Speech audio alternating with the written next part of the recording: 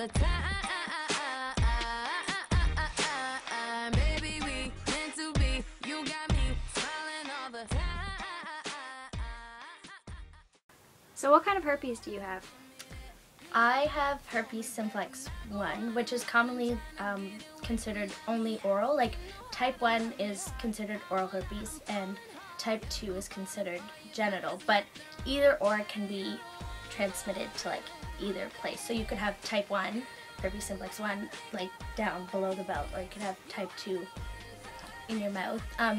Type 1 is less aggressive and it doesn't transmit as frequently or like as aggressively as type 2 does. I have type 1, but it's down below. Yeah. Embarrassing cold sores? Now Compete introduces Cold Sore Patch, the first invisible patch for cold sores. Works instantly, giving the fastest healing invisibly. So go on, get a little closer. Compete Cold Sore Patch, the fastest way to treat cold sores invisibly. That's herpes!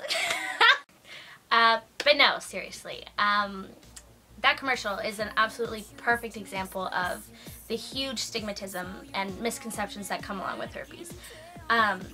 Cold sores are herpes. They're oral herpes.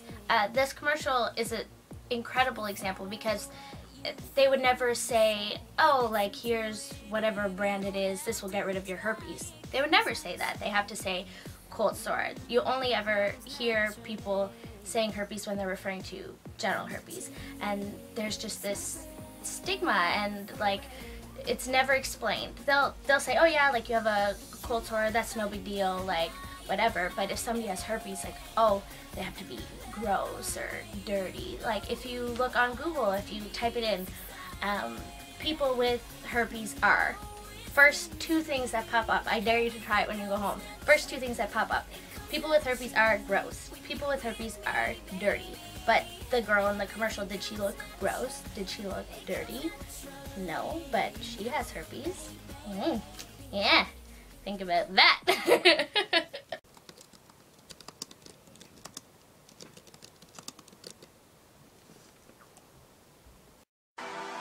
Oh my gosh. So what are some of the things that you've had to deal with personally?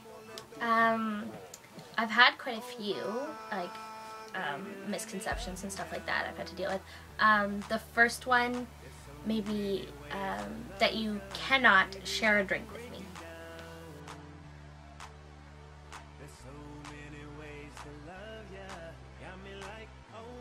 So what does that mean that you can't share a drink with you? Okay, well, I didn't even like notice it happening when it did occur. I had a friend tell me about it afterwards, but I'm sure everybody's been to Buckets at the social club. It's a good time. And I had like a pitcher. Everybody has their pitchers or like their buckets with beer and everything.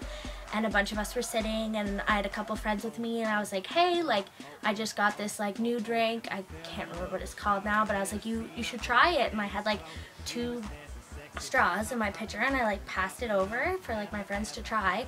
And one of the girls that I was with leaned over to one of my close friends and was like, psst, hey, like, don't use the straw, like, you don't want to get anything from her, and told her to like take a drink instead. And like, she didn't know any different or anything like that, so she just kind of like followed suit, and then like so did she, and I didn't notice anything. I mean, like, I thought it was weird that they weren't using the straw, but I don't know, I didn't think much of it. But needs to be skin to skin contact, so you can sip on my straw. Oh snap! Oh snap! I ain't ready for this. Oh snap! Okay, next one. You cannot share clothes with me.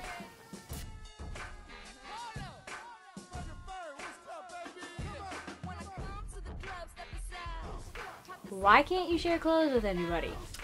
Alright, well, I had a friend of mine, and she just loved all of the clothes that I had, and she would always want to borrow them whenever we were going to go downtown and stuff like that, and I have no problem with it. Like, I share clothes with lots of my friends, and I had a friend of mine approach her and say, hey, like, listen, she has herpes, like, don't share pants with her, like, I don't want to, like, you to risk getting it, like, just don't share pants with her. And I mean, like, they're totally right. It's such a struggle for me.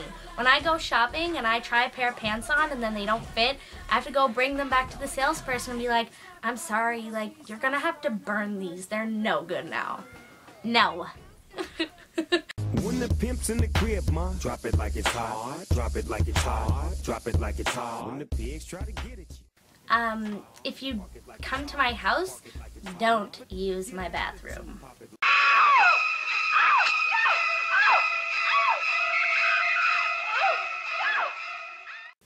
So why is it that I can't pee whenever I come over to visit you? Well, in my first year of university, I lived in a house. So, of course, being a university student, I threw parties all the time. And I was completely unaware that, like, people were saying this and stuff like that, because everybody always came to my parties and was, like, super excited and everybody had a good time. But I had, like, friends that I was very close to come to me later on, like, months later, probably, like, when I didn't even live there anymore, and tell me that when I used to have parties, everybody would say, oh, like, don't use the bathroom inside, like, don't use the toilet, like, you might catch something from her, don't sit on the same toilet as her, just go pee outside if you have to. Like, come on. No.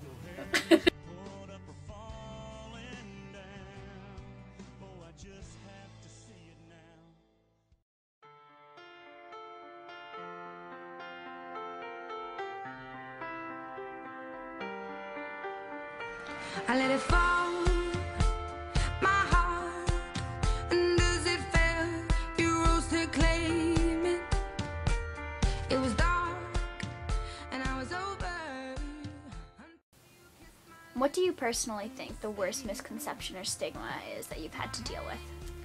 I feel like the one that you take most personally, or like anybody would, is that, and everybody, even like before I was educated, 100%, everybody has thought it at least once, that people who have herpes are people that sleep around a lot or have like many sexual partners, but that is absolutely 100% not the truth whatsoever.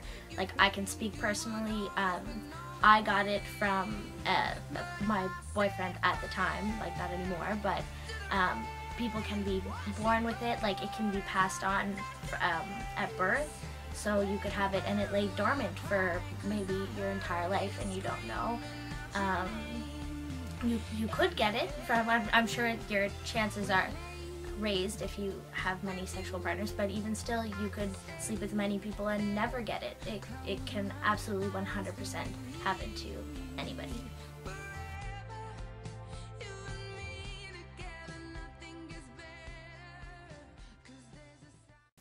So this is such a personal thing to have to go through. How did you deal with like learning that you had it and what you would have to do in the future with it and whatnot?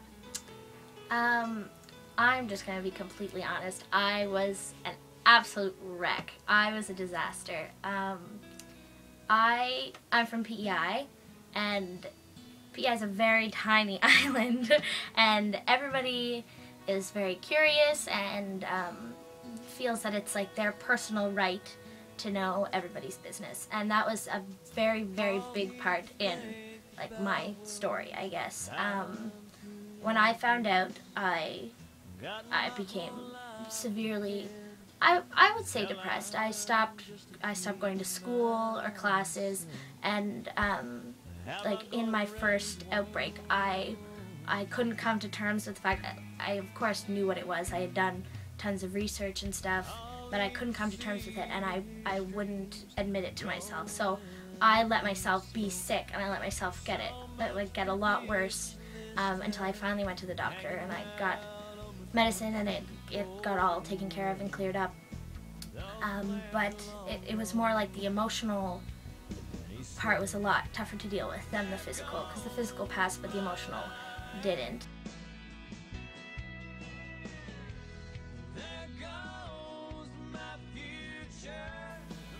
I had it so in my head that that this was it, like that I wouldn't be able to find anybody else that would want to be with me or sleep with me or would accept me, even friends and things like that. I just thought that I was like tainted, that I was no good, and it's not that it was something that affected me or even still affects me on a day-to-day basis. It doesn't at all. But what does affect me on a day-to-day basis is the stigma and the attitude towards it. I mean, if there wasn't such a terrible view on people who have herpes, I wouldn't have gone into such a like deep sadness, you know, because it doesn't. It passes, the infection and everything.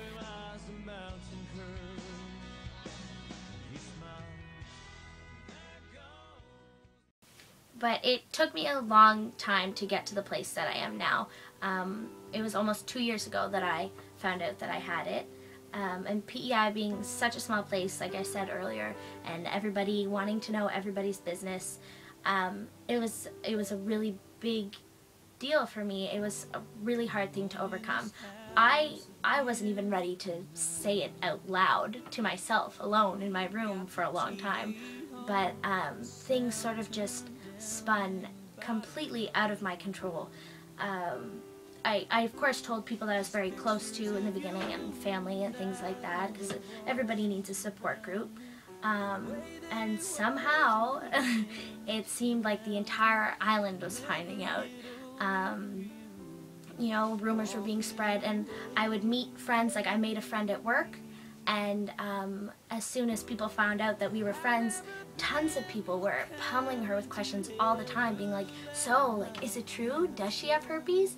And I hadn't even gotten the chance to tell my new friend, and really and truthfully, it wasn't something that I ever needed to tell her anyway.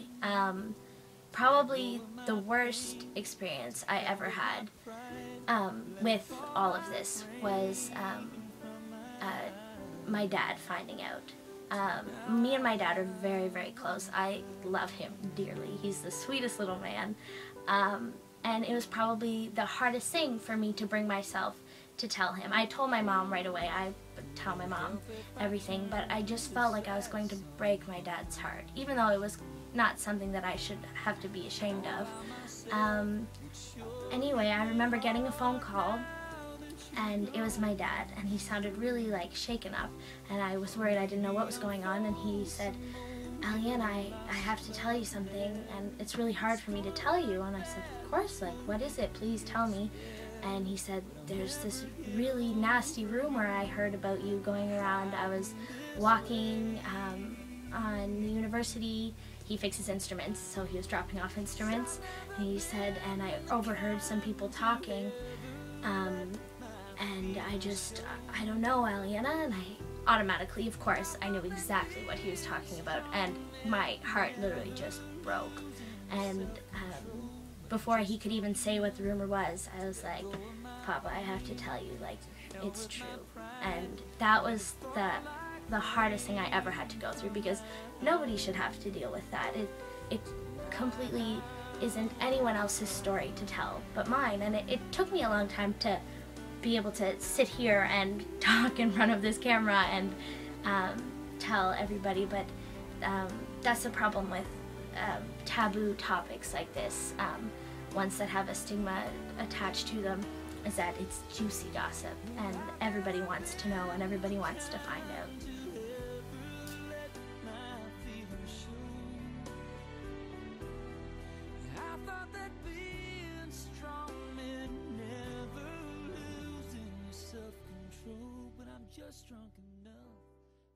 It was especially hard when my boyfriend and I had broken up, because then it all of a sudden became a lot more real.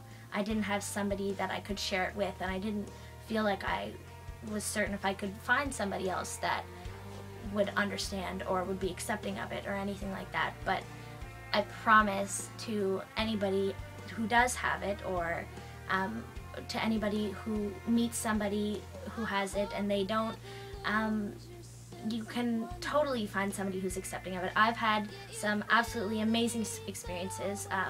I've met people who aren't okay with it, but it was great practice to be able to say it and get it out.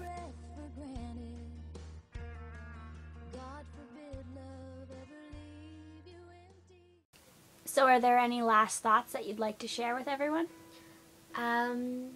Yeah, for those of you who don't have it, don't be another sheep in the herd. Like, you know better now, you have no excuse. Just don't be afraid to have an open mind about things. And for those of you who do have herpes, know that you're not alone at all whatsoever.